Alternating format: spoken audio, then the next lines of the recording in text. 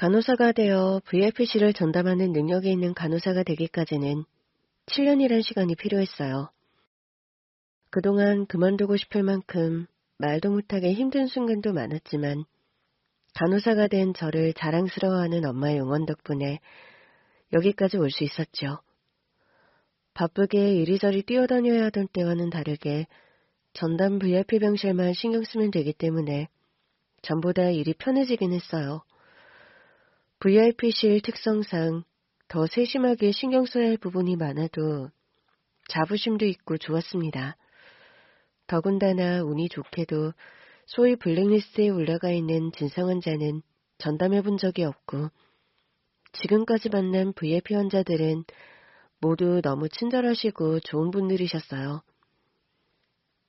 오늘 저는 그중 저의 인생의 빈틈을 메꿔주신 아주 감사한 분에 대한 이야기를 하려고 합니다. 모기업 회장 사모님인 정유사님을 만난 것은 제가 VIP 일을 하게 된 지 얼마 안 된 1년 전이었어요. 유방암 수술로 입원하신 것을 인연으로 간간히 소식을 주고받고 있었는데 얼마 전 재발로 인해 다시 입원하신 것이었죠. 사모님, 다시 만나시자더니 여기로 오시면 어떡해요. 저 너무 속상해요. 그러게, 내가 서간호사한테 맛있는 밥 한 번 사겠다는 게 1년 전인데 그거 하나를 못 사고 내가 여길 다시 들어왔어. 사람이 한치 앞을 못 본다잖아. 병원장님 말씀으로는 정기검진으로 빠르게 발견해서 괜찮다고 하셨으니까 너무 걱정 마세요. 제가 성심성의껏 간호해드릴게요. 내가 서간호사 간호받으려고 여기 들어왔게? 웃긴 거 하나 알려줄까? 재발해서 입원해야 한다는 소리 듣고 나 이제 죽는구나 그 생각부터 들어야 하는데 서간호사 다시 볼 생각에 반가운 마음이 먼저 들지 뭐야. 여사님 농담이 지나치세요. 그만큼 서간호사랑 있었던 시간이 좋았다는 거지. 내가 다른 사람한테 말은 안 해도 암 치료라는 게 보통 일이 아니잖아. 그거 말 안 해도 다 알아주고 내 손발이 되어주는 서간호사가 있어. 작년 투병 생활이 견딜만 했거든. 이번에도 잘 부탁해, 응?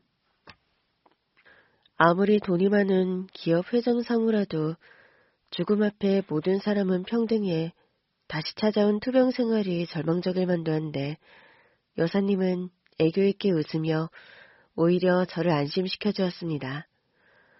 오랜 기간 알고 지낸 분은 아니었지만 저를 친딸처럼 생각하시며 가장 인간적인 대우를 해주셨던 분이기에 누구보다도 완치를 바라던 저는 너무 마음이 아팠죠. 어쨌거나 일이 이렇게 된 이상 여사님께서 다시 건강히 태어나실 때까지 최선을 다해야겠다는 생각이 들었어요. 속이 더부룩하고 답답한 게 사이다 한 잔 마셨으면 좋겠는데. 여사님, 제가 사다 드릴게요. 그게 서간호사가 하는 일도 아닌데. 누가 하면 어때요? 어차피 저는 여사님 전담으로 있는 건데요. 여사님 간병해 주시는 분께서는 여사님 심부름으로 자리를 비우셨잖아요. 그럼 지금은 제가 해야죠? 미안해 서간호사. 그리고 너무 고마워. 이것저것 편의를 봐줘서. 내가 얼른 자리를 털고 일어나야 서간호사 귀찮은 일이 사라질 텐데 말이야. 그런 말씀 마세요. 여사님께 도움이 되는 일이라면 무엇이든지 할 수 있으니까 부담 갖지 마시고 편히 말씀해 주시고요. 그렇게 여사님이 필요하실 것 같은 건 말씀하지 않아도 미리 준비해 놓기도 하고 스스로 힘들어하시는 것이 신경 쓰여 당직도 받고 밤새워 간호하기도 하는 등 정말 성심성의껏 간호를 해드렸어요. 그래서인지 원래도 저를 귀여워하셨지만 눈에 띄게 잘해주시려 하는 게 보이더라고요. 근데 서건호사는 아직도 미혼이야? 남자친구는 없어? 네, 작년에도 사모님께서 얼른 결혼하라고 하셨었는데 아직도 혼자네요. 아, 내가 서건호사가 좋다고만 하면 좋은 사람 바로 소개시켜 줄 수 있는데.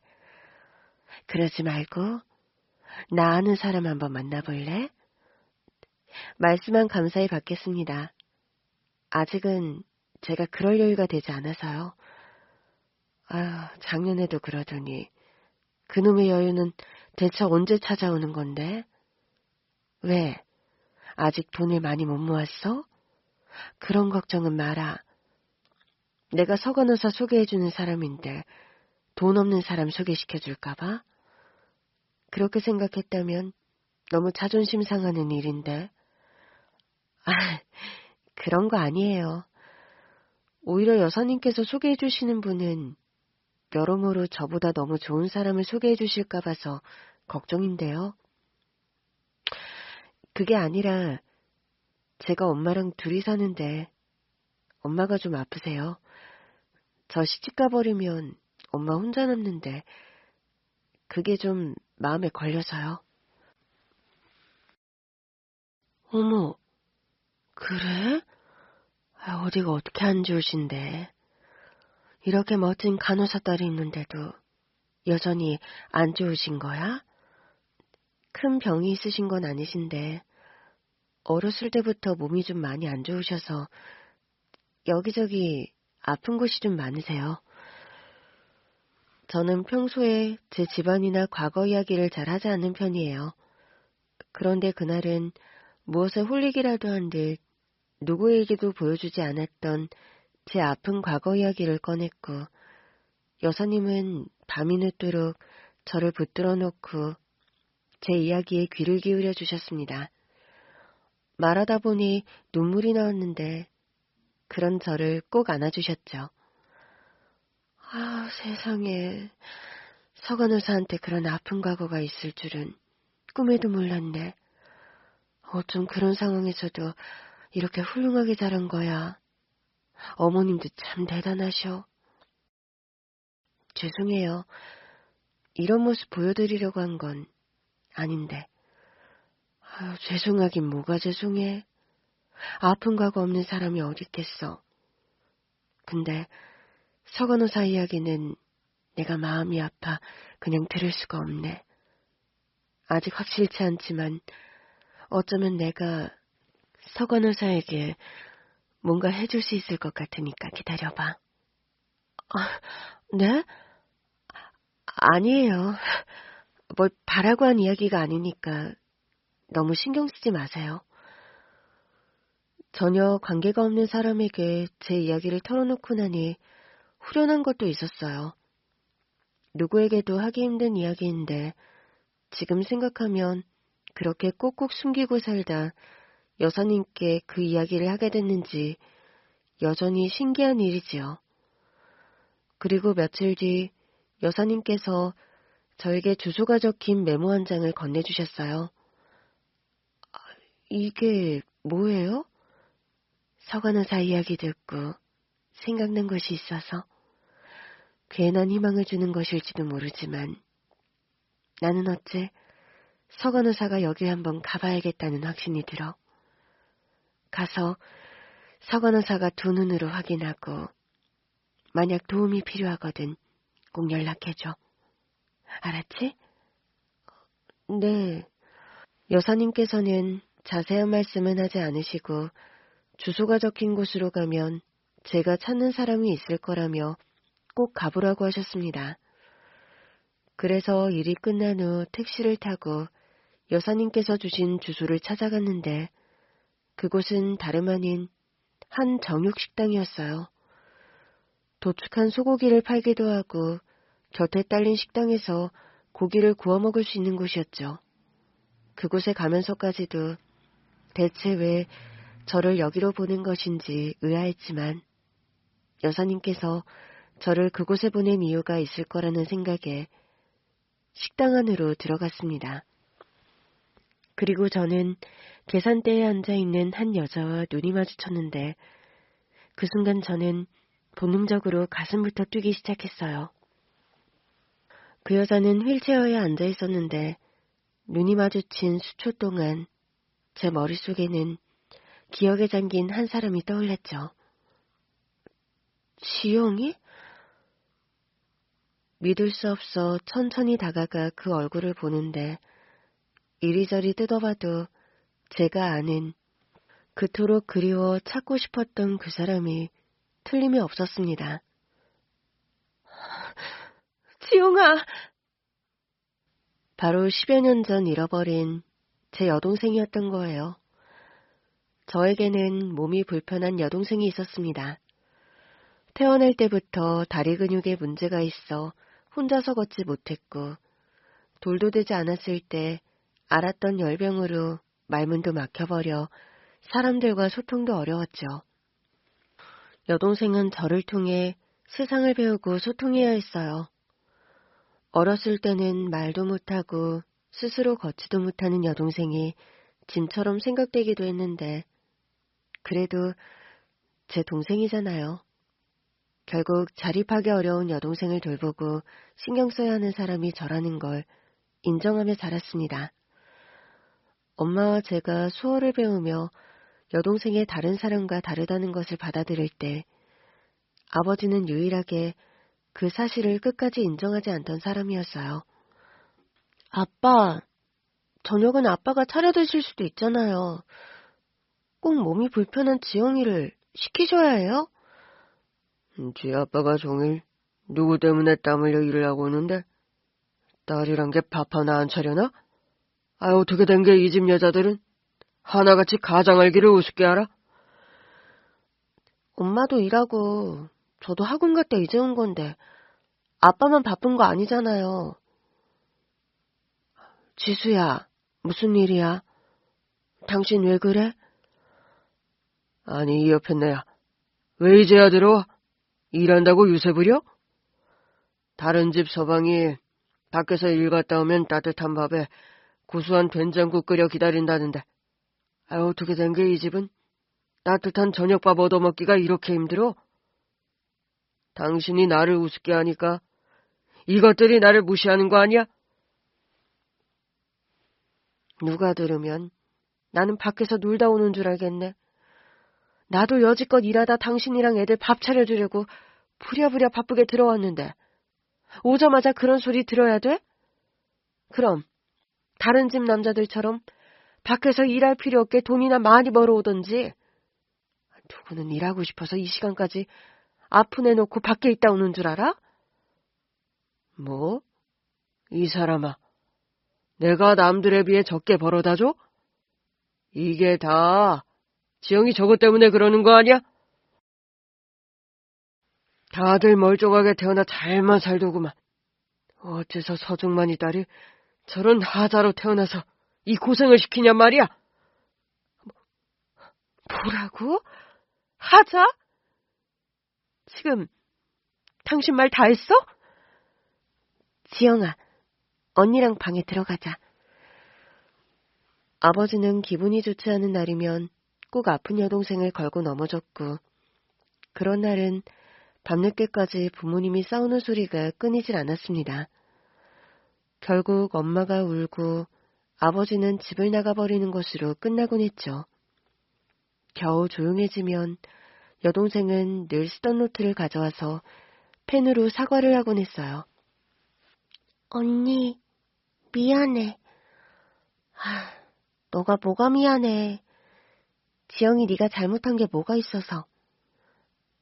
내가 아프지만 않았어도 아빠랑 엄마가 싸우는 일도 없었을 거고 언니도 아빠한테 혼날 일도 없었을 거 아니야.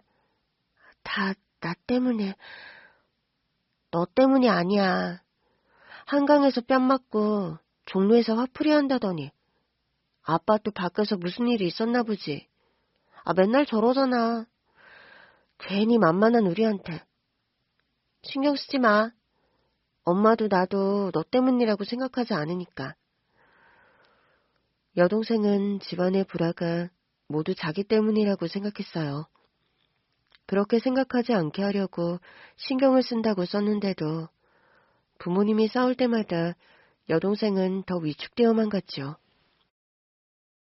아버지는 여동생에게 돈이 될 때마다 들으라는 듯이 불만을 높였고, 그때마다 엄마는 여동생이 듣지 못하게 하려고 다른 화제로 돌려 싸움을 하곤 했습니다. 제 어린 시절은 그런 날의 반복이었어요. 엄마, 그냥 아빠랑 이혼하면 안 돼? 너네 아빠가 퍽이나 해주겠다. 왜, 이혼하면 보기만 해도 짜증난다는 지영이 안 봐도 되고. 애교 없는 이 집 여자들이랑 싸울 필요 없어 좋을 텐데. 그것보다 남들 눈이 더 중요한 사람인데 아픈 딸 두고 이혼하겠어? 남들이 아픈 딸 무책임하게 버렸다. 그렇게 생각할까봐 절대 안 할 거다. 그러면 그냥 엄마가 소송이라도 해서 하면 안 돼? 아빠 때문에 지영이 저렇게 상처받은 거 너무 보기 힘들어. 엄마도 생각을 안 해본 건 아닌데 이혼하면 엄마만 이래선 너랑 지영이 키우기 현실적으로는 힘들어. 미안해 지영아. 조금만 참아. 응? 아니야. 엄마가 뭐가 미안해. 상황이 이런걸. 지영이도 아빠 자식인데 진짜 너무해. 솔직히 저희만 없었으면 엄마도 진작 아버지와 갈라서고 싶었을 거예요. 그런데 매달 여동생 치료비로 드는 돈이 있어 엄마도 일을 하고 있는 상황에 아버지와 헤어져 생활비에 교육비까지 감당하기엔 너무 힘이 들었겠죠. 이혼한다고 해서 분배받을 수 있는 재산이 많은 것도 아니고 양육비를 꼬박꼬박 주지 않을 확률도 있었으니까요. 그렇다고 마냥 불행하고 힘들었던 생활이었던 것만은 아니었습니다. 아버지가 없는 곳에선 여동생도 웃는 날도 많았고 공부도 썩 잘하는 편이었거든요. 우와, 엄마, 지영이 이번 기말고사도 평균 90점이 넘었어. 대박 아니야? 그러게, 우리 지영이 이러다가 서울대 가겠다. 시험 잘 봤으니까 지영이는 용돈 인상? 아니야, 나보다 잘하는 애들 많아. 남들이 무슨 상관이야. 지영이 네가 잘하면 장땡이지. 그렇게 따지면 나는 너보다 못한 건데. 아, 언니가 돼서 창피해 죽겠다. 언니는 체육을 잘하잖아. 달리기도 잘하고 피구도 잘하고 운동회 때 계주도 하고. 나는 체육 말고 너처럼 공부 잘하는 게 더 좋다. 시험을 잘 봐야지 용돈이 올라가지. 달리기 잘해도 엄마는 용돈 안 올려주는데 뭐. 내가 너 달리기로 국가대표라도 된다고 하면 용돈 올려줄게. 이것 봐. 이것도 완전 차별이다. 안 그래, 지영아? 가만 보면 엄마 너만 편해. 아, 억울하면 지영이처럼 이쁜 짓 좀 더 해보시던지요. 공부를 잘했던 여동생은 조금 더 노력해서 의사가 되고 싶다고 했어요.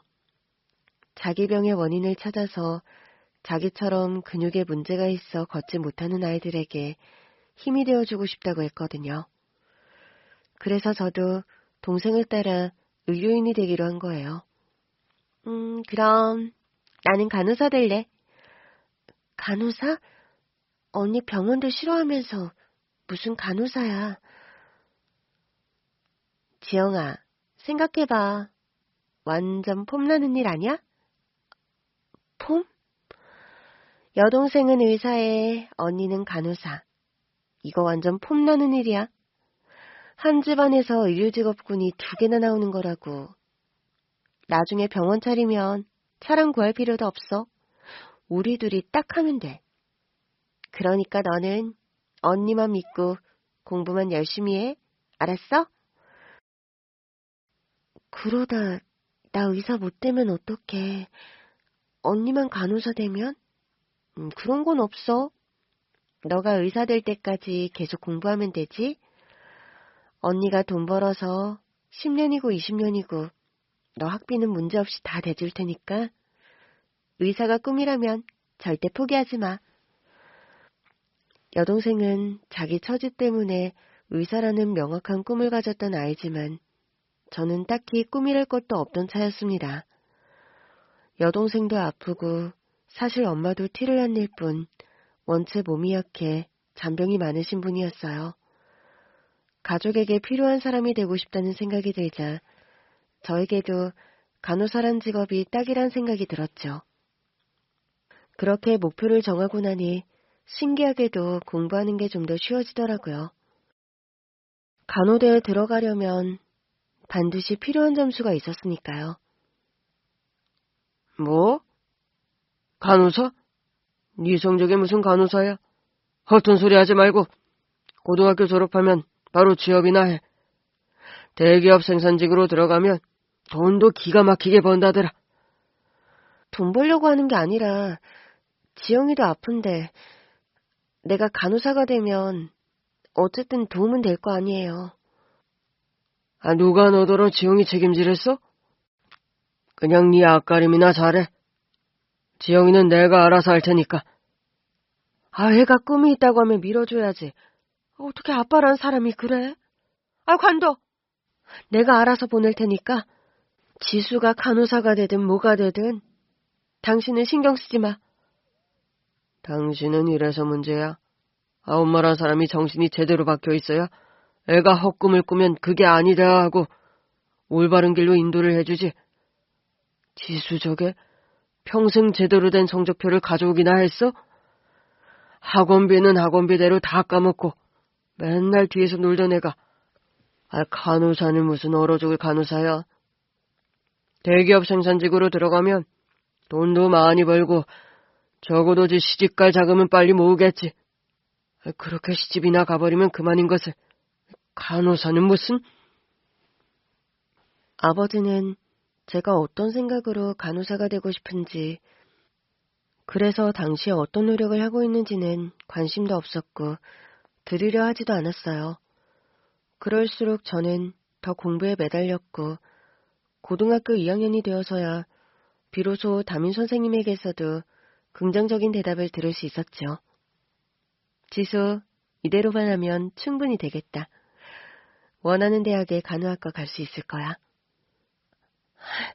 정말요? 진짜 다행이다. 지수, 간호사 되고 싶은 거 아픈 동생 때문이지? 꼭 지영이 때문이라고 할 수는 없지만 지영이가 동기부여가 되긴 했어요. 지영이 참 든든하겠다. 이런 언니 있어서. 부모님께서도 정말 뿌듯해 하실 거야. 그렇게 끈질긴 노력 끝에 저는 원하던 대학에 들어갈 수 있었고 제가 당당히 합격증을 보여주었을 때 아빠는 아무 말도 못했죠. 그때 저는 세상을 다 가진 듯 너무 기뻤어요. 무엇보다도 제가 그렇게 해내는 모습이 지영이에게 큰 도움이 될 거라고 생각했거든요. 제게 자극을 받아 여동생도 의대에 들어가겠다는 결심을 굳힐 수 있을 테니까요. 그런데 여동생의 수능날 정말 상상도 못한 일이 벌어진 겁니다. 어쩌지? 나 실습 때문에 지영이 수능날 못 올 것 같은데. 엄마도 일 있다며. 괜찮아. 지영이처럼 몸이 불편한 수험생을 돕는 서비스가 있더라. 그거 신청하면 우리 없어도 지영이 수능 시험장에 데려다주고 끝나면 집으로 데려다준다고 하니까 걱정하지 마. 관도 뭐로 남의 손에 맡겨? 내가 데려다 줄 테니까 신경 쓰지 마라. 아빠가요? 저희 일에 전혀 관심이 없었던 아빠가 처음으로 한 제안이었어요. 그때 이상하다는 생각부터 했어야 했는데 저는 아빠가 나이가 들면서 생각이 바뀐 거라는 대단한 착각을 했던 겁니다. 그렇게 지영이의 수능날이 됐고 저는 전날 와서 응원을 해주었어요. 엄마도 이른 아침에 일을 나가봐야 해서 새벽부터 일어나 동생 도시락을 준비했고요. 지영아, 잊지 않았지? 이번 시험 망하더라도 내년도 있고 내후년도 있으니까 긴장하지 마. 실수하지 않고 네 실력대로 보는 거, 그게 제일 중요해. 언니는 네가 재수, 삼수, 아니 수능을 10년 동안 본다고 해도 다 밀어줄 테니까 걱정 말고. 알았지? 고3을 10년이나 하라고? 됐어. 한 방에 끝낼 테니까 두고 보라고. 여동생은 자신의 결혼한 의지를 담은 글자가 쓰인 노트를 보여주며 잘하고 오겠다 비장한 표정을 지어 보였죠. 시험을 잘 보든 못 보든 그런 건 상관이 없었어요. 아픈 여동생이 꿈을 가지고 그 꿈을 이루려고 노력하는 그 과정이 저는 너무 보기 좋았으니까요. 그런데 여동생이 시험도 보지 못할 거라는 생각은 전혀 하지 못했죠. 이게 무슨 소리야? 지영이가 수능을 안 봤다니. 엄마, 말 좀 해봐. 이게 다 내 잘못이지. 이게 다 내 탓이야. 일을 그만두고서라도 내가 지영이를 데려갔어야 하는데. 엄마, 그게 무슨 말이냐고. 아빠가 지영이 데려가겠다고 했다며.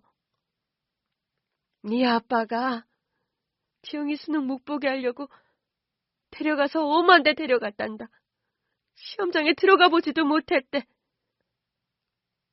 그게 무슨 말이야?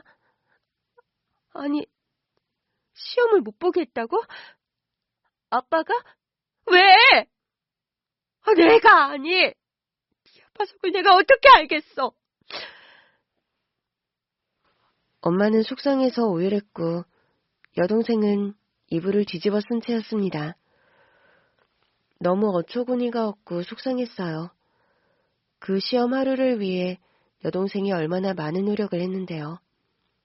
그때 아버지가 퇴원이 돌아오셨고 저는 다짜고짜 따져 물었죠. 아빠, 어떻게 된 거예요? 아빠가 지영이 시험장에 데려다 준다고 했잖아요. 서지수, 네 엄마가 저렇게 꿈속에 살면 너라도 정신을 바짝 차려야 하는 거 아니냐?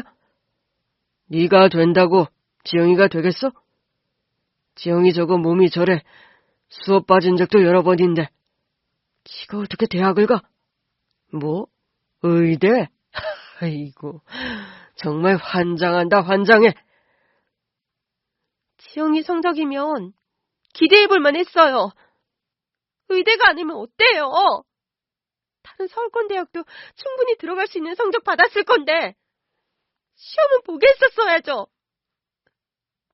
아빠가 생각하지 못하는 점수가 나올지라도 시험은 보게 했었어야죠. 너 학교 다니고 네 엄마 일 다니는데 저게 대학 붙는다고 혼자 대학 다니겠냐? 생각을 해봐라, 생각을. 현실적으로 좀 생각해보라고. 어떻게든 갔을 거예요. 지영이 애 아니에요. 혼자서 학교도 다녔는데 뭐가 문제예요? 아빠 보고 보내달랬어요? 아빠가 언제부터 우리 미래에 관심을 가졌다고! 지영이 미래에 멋대로 손을 대요! 저도 보이는 게 없었고 바락바락 대들며 하고 싶은 말 다 했죠. 아빠도 순간 화가 났는지 손을 올렸고 저는 처음으로 아빠에게 맞고 그대로 집을 나왔습니다. 저도 저지만 여동생이 정말 속상했을 거예요. 제가 아빠와 싸우던 그 순간에도 이불 속에서 귀를 틀어막고 울고 있었겠죠. 너무 속상해 기숙사에 돌아와 몰래 가져온 술에 취할 때까지 마셨어요. 다음날 수업이 끝난 후 집에 들러 다시 여동생을 만났죠. 지영아, 언니가 그랬잖아. 재수 삼수해도 상관없다고.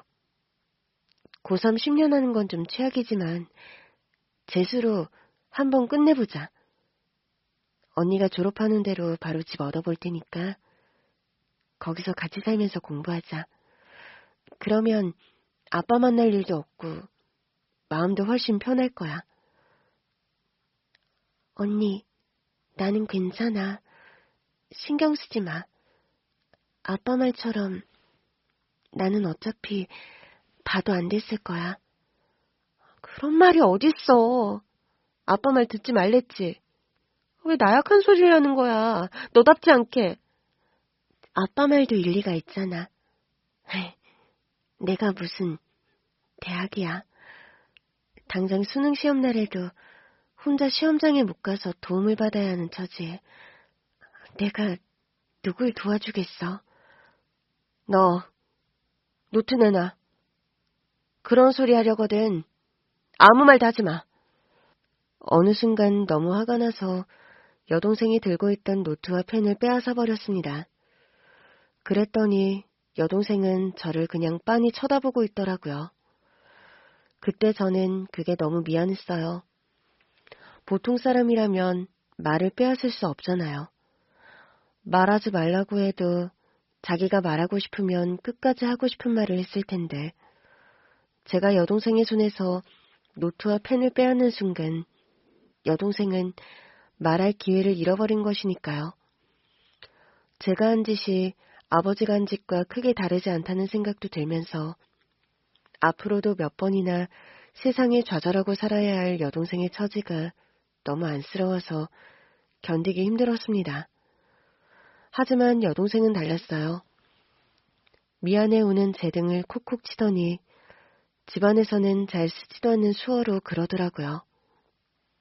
언니, 나는 언니가 나 때문에 울지 않았으면 좋겠어. 그 수어를 읽고 저는 휠체어에 앉은 여동생의 무릎에 얼굴을 묻고 철없이 더 크게 울어버리고 말았습니다. 그 뒤 저는 큰 결심을 했어요. 어떻게든 여동생이 의대에 갈 수 있도록 최대한 서포트하기로 했거든요. 엄마도 등록금은 어떻게든 마련해보겠다고 했고 저는 졸업하자마자 일자리를 얻고 대출을 받아 집 보증금을 마련하려 했죠. 그러던 어느 날 엄마로부터 급한 연락을 받게 된 거예요. 지수야, 지영이가 없다. 지영이가 없어? 어? 엄마, 그게 무슨 말이야? 침착하게 이야기해봐. 지영이가 없다니. 지영이가 왜 없어? 아빠가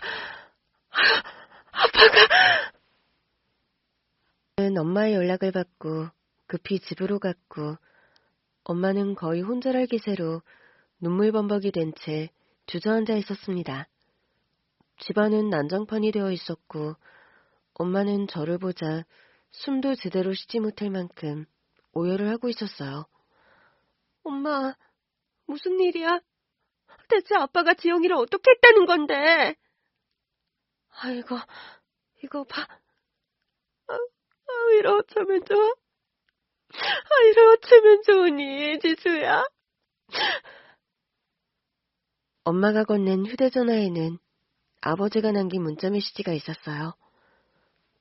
지영이 데리고 잘 살아주겠다는 좋은 집에 있어. 보냈으니까 그렇게 알아. 저는 그게 무슨 말인지 이해가 안 갔어요. 그래서 그 짧은 문장을 읽고 또 읽었는데도 도무지 이해가 안 되더라고요. 엄마, 이게 대체 무슨 말이야? 지영이를 데리고 잘 살아주겠다는 좋은 집? 이게 무슨 개소리야! 네 아빠가 전부터 일찍 시집이나 보내야겠다고 그래야 속이 편하겠다 그러더니 기어이 진짜 지영이를 보내버린 모양이야. 아니, 그게 말이 돼? 누구 마음대로 시집을 보내? 누구한테? 아빠 어딨어? 아빠! 사람이 당장 할 수 있는 게 없으면 정말 돌아버리겠더라고요. 여동생의 방에 갔지만 여동생은 정말 증발이라도 한 듯 흔적도 보이지 않았고 아버지는 그날도 그 다음 날도 집에 들어오지 않았습니다. 경찰에 신고도 해봤지만 아버지가 데리고 나갔다는 이유로 접수조차 되지 않더라고요.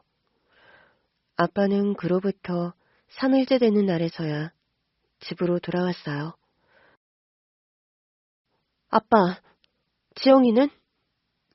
지영이는 어딨어요? 왜 혼자 와요? 지영이는 어디 있는데요? 지영이 좋은 곳으로 갔으니까 이제 신경 쓰지 말고 네 삶이나 살아라. 아빠! 언제까지 그 곡 데리고 살 생각이었는데? 야, 서지수, 너는 시집 안 갈 거냐? 이게 다 너를 위해서야? 그거 하나 때문에 지금 피해를 보고 있는 사람이 한둘이냐? 20년이면 부모로서 가족으로서 할 만큼 했어. 지영이 그거 마음에 들어 같이 살겠다는 사람 있어 보냈으니 그렇게 알아라. 이 미친놈. 이 미친 새끼야! 내 딸 어딨어? 내 딸 어딨어? 엄마 진정해. 내가 찾을게. 진정해. 내 딸 내놔. 당장 내 딸 데려와! 저나 엄마나 3일 동안 제대로 먹지도 자지도 못한 상황이었지만 엄마는 원체 몸이 약했던 터라 더 상황이 좋지 않았어요.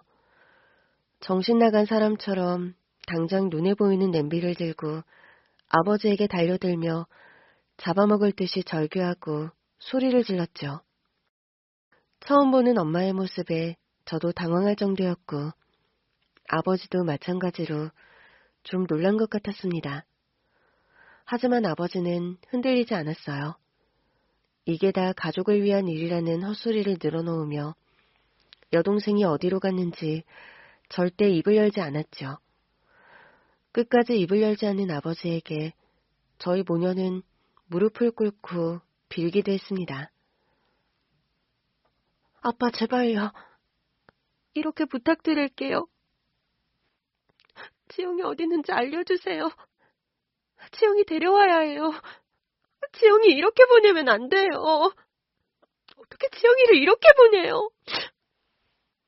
지수 아빠, 제발, 응? 그러지 말고, 지영이 어디 있는지 그것만 알려줘. 내가 그러면 당신이 하라는 대로 다 할게. 뭐든지 내가 허튼 소리 않고 할 테니까. 제발 우리 딸 어디 있는지 알려줘. 그 아픈 애를 안 그래도 아파서 자기 버릴까봐 전전긍긍하던 애를 그렇게 보내버리는 게 어딨어. 제발, 지수 아빠. 제발, 제발,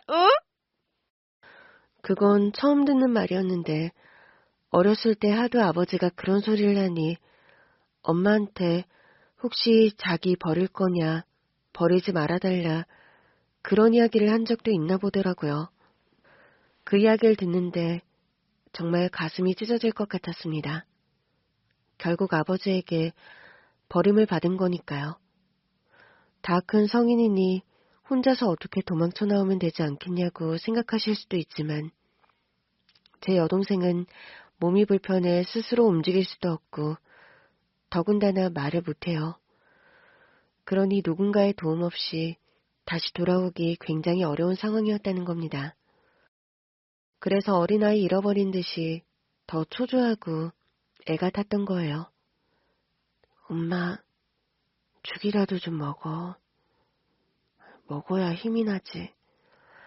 먹어야 지영이도 찾을 거 아냐. 내가 살아서 뭐하니? 더는 살아서 뭐해? 자기 딸 하나도 지키지 못한 엄마가 대체 살아서 뭐하냐고. 엄마, 그러지 말고 정신 좀 차려. 사람이 엄청난 스트레스를 받으면 하룻밤새 머리가 다 새버리는 거 아시나요? 엄마가 그랬습니다. 아버지는 두 모녀의 성화에 못 견디겠다는 듯 또 집을 나가버렸고, 유일하게 여동생이 어디 있는지 알고 있던 아버지와 연락이 끊기자 엄마는 밤새 시름시름 앓았어요. 그리고 정말 머리가 새하얗게 새어버린 겁니다. 엄마에게도 저에게도 여러모로 너무 충격적이고 힘든 시간이었어요. 거기다 엄마는 삶의 의욕을 다 잃어버린 사람처럼 먹지도 자지도 않고 매일 울기만 했으니 저라도 정신을 차리지 않으면 둘 다 저 세상 가겠다 싶더라고요. 내가 진작 너희 아빠랑 이혼을 했어야 하는데 네가 말했을 때라도 했어야 하는데 이게 다 내 탓이다. 나 때문에 지영이가 이렇게 된 거야. 그게 어떻게 엄마 때문이야. 아빠 때문이지. 엄마, 정신 차려. 엄마가 정신을 차려야 지영이를 찾는다니까. 제발, 응? 그렇게 말하면서도 엄마가 정신을 차린다고 해도 여동생을 찾을 수 있는 방법이 없다는 건 저도 잘 알고 있었어요. 아버지가 이야기하지 않은 이상은요. 이혼해. 지영이 어디 있는지 이야기 말 안 해줄 거면 이혼하자고. 이혼은 얼어 죽을. 내가 평생 지영이 그거 데리고 살면서 쓴 돈이 얼만데. 그러게 애를 멀쩡히 낳았으면 될 거 아니야? 뭐? 네가 사람이냐? 네가 그러고도 사람이야?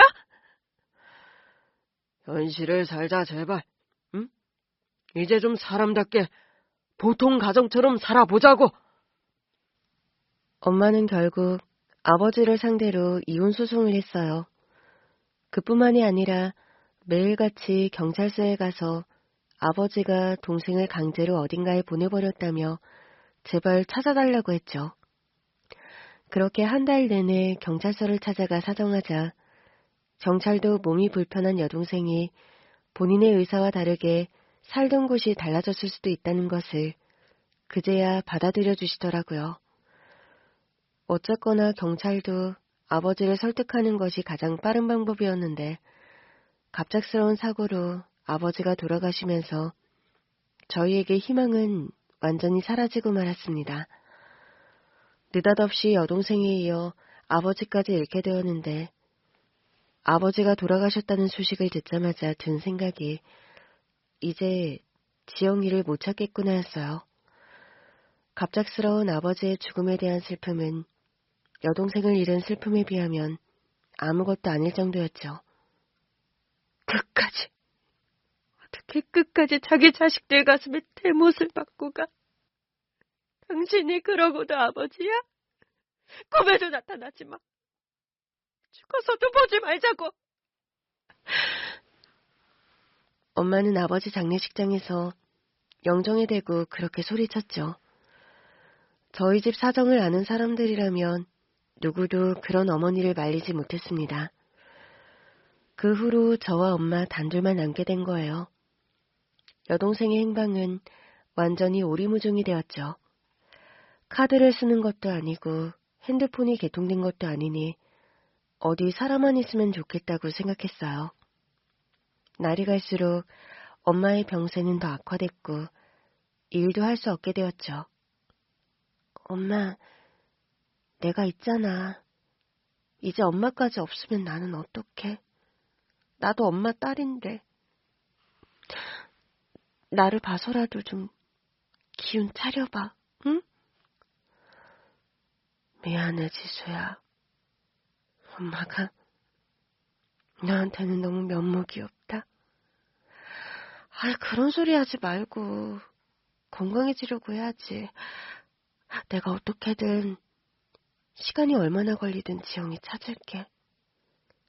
지영이 찾을 때 엄마 건강한 모습으로 있어야 지영이도 마음 편할 거 아니야. 이렇게 있다 오면 지영이 마음이 얼마나 아프겠어, 응?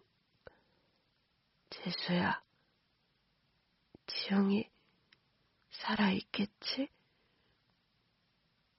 어딘가 잘 살아있겠지? 그래도 네 아빠도 사람인데 적어도 우리 지영이 잘 먹고 잘 살 수 있는 곳에 데려다 놨겠지? 그럴 거야. 분명히 잘 살아있을 거니까 걱정하지 마, 응? 그렇게 10여 년이 지난 거예요.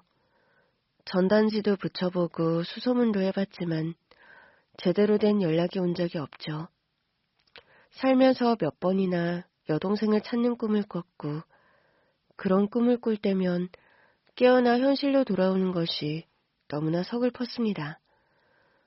영영 꿈에서만 살고 싶다는 생각이 간절했었고 저 역시 삶의 의욕을 잃고 고꾸라질 뻔한 것이 한두 번이 아니었어요. 그럴 때마다 더 열심히 일했고 더 처절하게 버티며 여동생을 찾겠다고 한 것이 10여 년의 세월이었죠. 그런데 이렇게 찾게 되다니요. 거짓말처럼 눈앞에 나타난 여동생의 모습에 저는 기절할 것만 같았습니다. 지용아, 미안해. 언니가 너무 늦게 찾아와서 미안해. 그렇게 이야기하며 동생을 꽉 안아주려는데 여동생이 몸을 비틀어 피하는 겁니다. 다시 보니 저를 알아보는 눈치가 아니었어요. 아무리 강산도 변하게 하는 게 시간이라지만 다 자란 성인의 얼굴인데 제가 착각할 리가 없었어요. 지영아, 왜 그래? 나 모르겠어? 언니야, 응? 누구세요? 그때 누군가가 다가와 저와 여동생 사이를 가로막았습니다. 중년의 여자였는데 딱 봐도 여동생을 데리고 있던 여자 같더라고요. 저 지영이 언니예요. 지영이라니? 얘는 지영이가 아니라 혜진이에요. 사람 잘못 봤네요. 네? 아니에요. 지영이가 분명해요. 지영아, 언니야. 언니 기억 안 나? 지영아, 왜 그래? 너 공부해서 의사 되고 싶다고 했었잖아. 언니랑 나란히 의사 간호사에서 살자고. 언니가 너 의사 만들어주겠다고 그랬었잖아. 아, 나가시라니까요. 여보, 여보, 이 여자 끌어내. 얼른 끌어내. 엄마가 기다려. 엄마도 언니도 계속 너 찾아다녔어. 언니가 엄마한테 약속했어. 어떻게든 너 찾아주겠다고. 약속했다고, 지영아.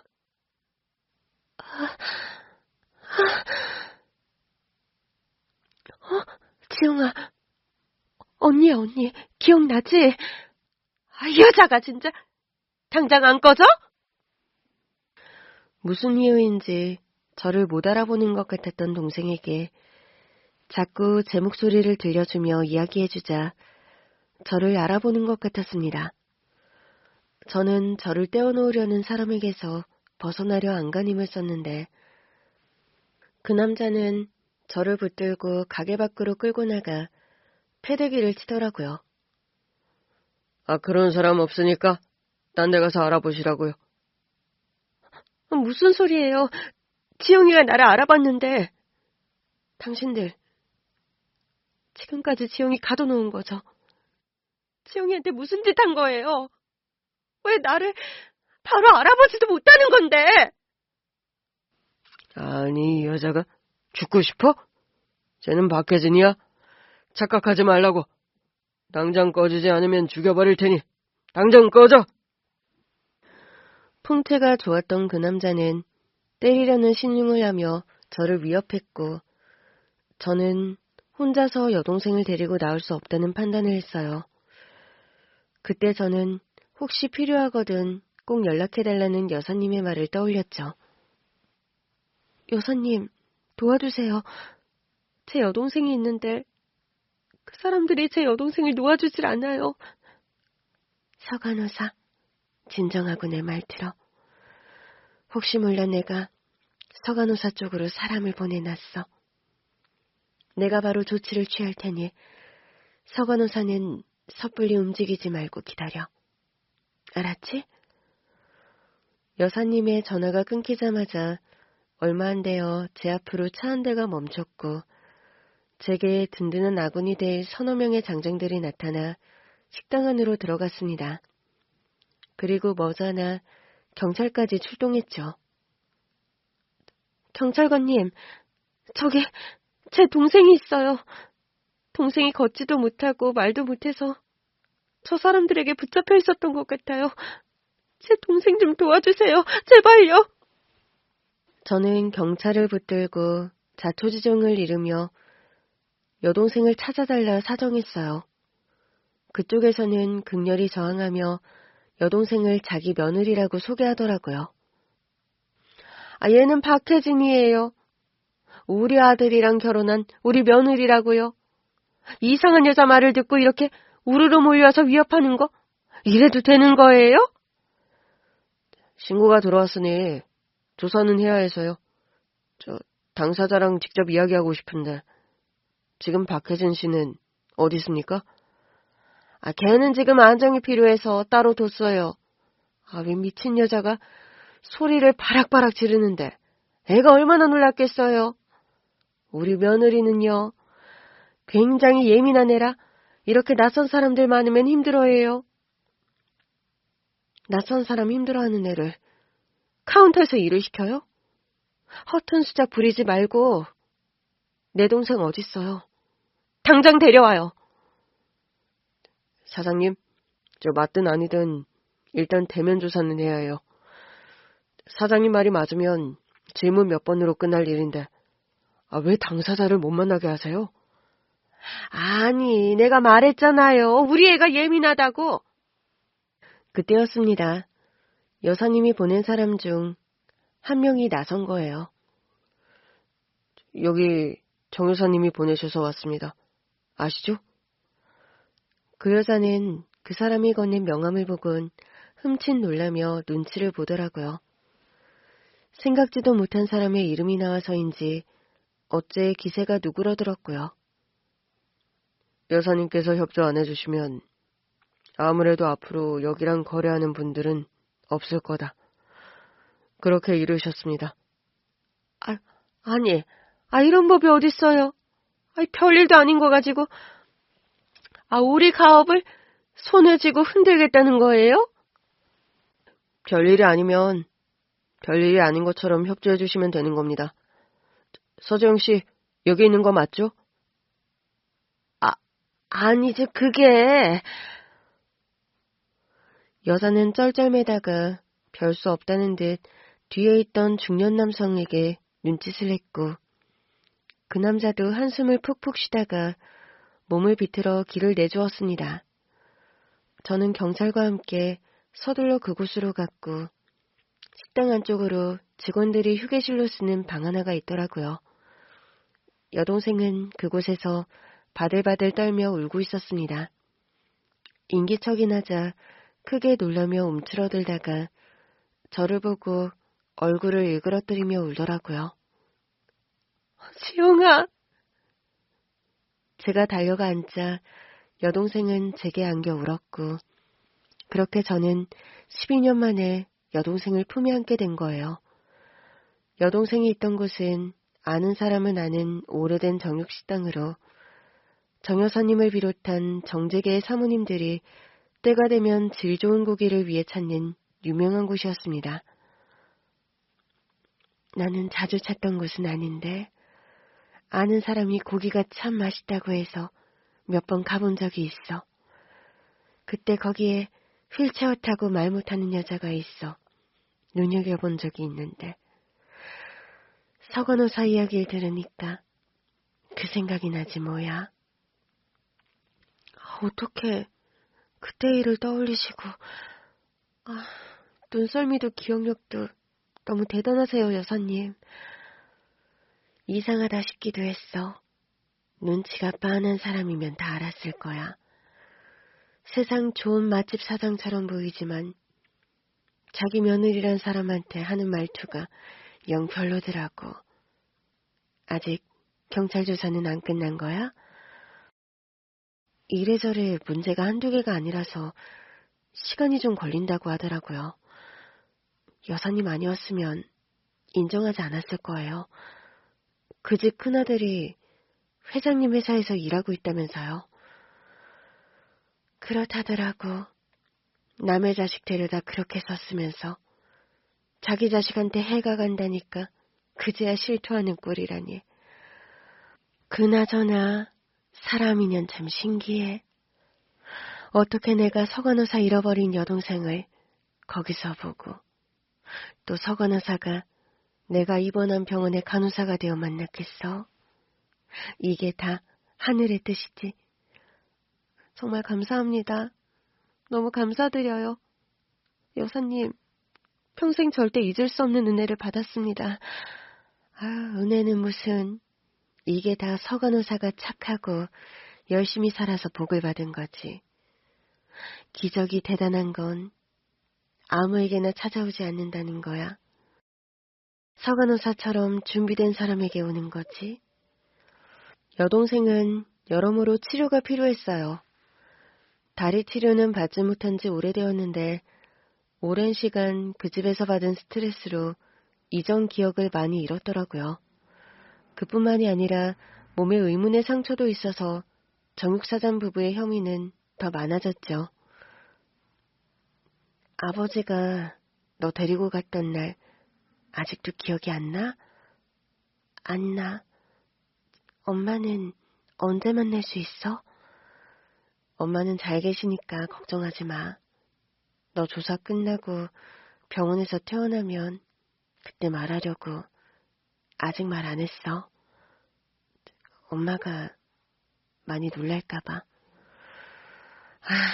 그리고 너 이렇게 아픈 구석 있는 거 보시면 충격받으실까봐. 고마워, 언니. 그리고 멋있다. 진짜 간호사가 됐네. 여동생은 그렇게 말하며 제가 저를 훑어보고 웃더라고요.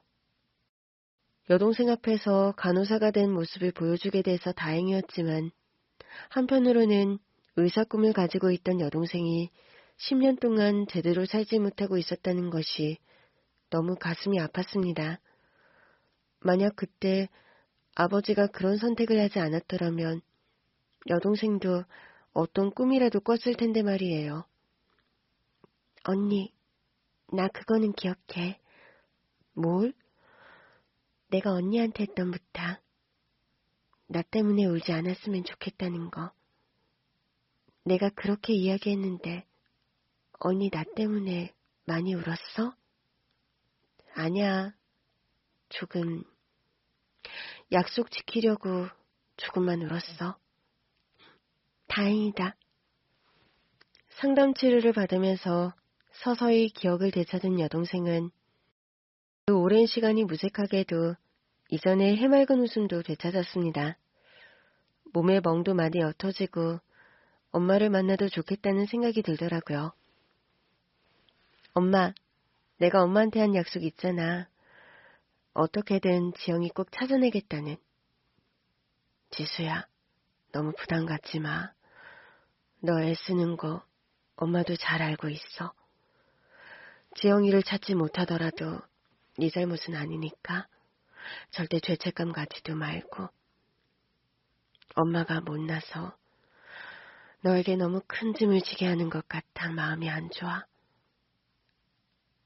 아니 엄마, 그 약속 나 지켰어. 어? 그게 무슨 말이야? 지영이 찾았어 엄마. 어? 그렇게 말하자마자 눈물이 쏟아졌고 제 눈물을 보고 엄마는 그 자리에서 주저앉았습니다. 엄마랑 붙들고 안도와 감사의 눈물을 흘렸어요. 어디서 찾았어? 그래서 우리 지영이 어디 있는데? 우리 병원에 데려가서 치료받게 했어. 아파? 어디가 안 좋아? 아니, 그냥 이런저런 검사. 오랫동안 다리 치료도 못 받은 것 같아서 바로 병원에 데려갔어. 의사 선생님이 괜찮대. 생각보다 건강하다 하셨어. 가자. 얼른 가자, 지수야. 지영이 너무 보고 싶어. 저는 엄마를 데리고 제가 일하는 병원으로 갔습니다.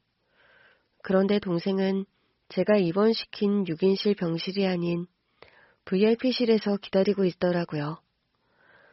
퇴원을 앞둔 동생이 보다 조용한 곳에서 엄마를 만날 수 있도록 여사님께서 배려를 해주신 거였습니다.